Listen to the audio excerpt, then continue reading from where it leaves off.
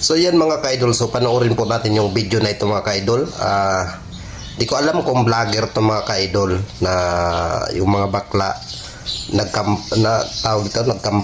nagcampaign sa bundok, no?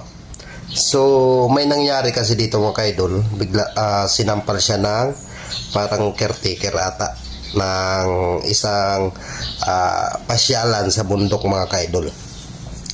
Kaya panoorin natin kung ano talaga yung mga nangyari dito sa ano na to mga ka-idol. Pasensya na mga ka-idol ha.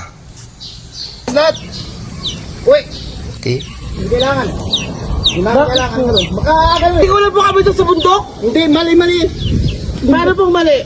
Nagmumura kayo. Sino mo minumura ko? Utang ina. Sino ang mamamura nito? Ay, yung bundok. Ay, kuya, ba't nananakit kayo? Bakit po kayo nananakit? Bakit kayo nagmumura dito? So ayan nga mga ka-idol, so sinuntok nga mga ka-idol, no? So bakit naman kaya sinuntok?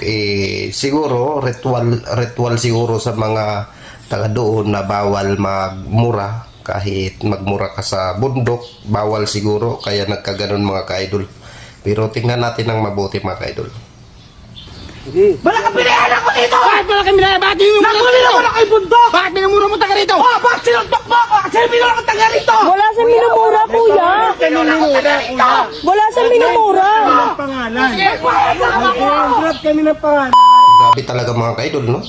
Kaya comment lang mga ka-idol kung sa tingin nyo kung tama nga ba or mali talaga yung ginawa ng lalaki sa pagsapak doon sa isang vlogger na bakla mga ka-idol. Comment down mga ka-idol. Maraming salamat sa panonood nyo sa RMTV.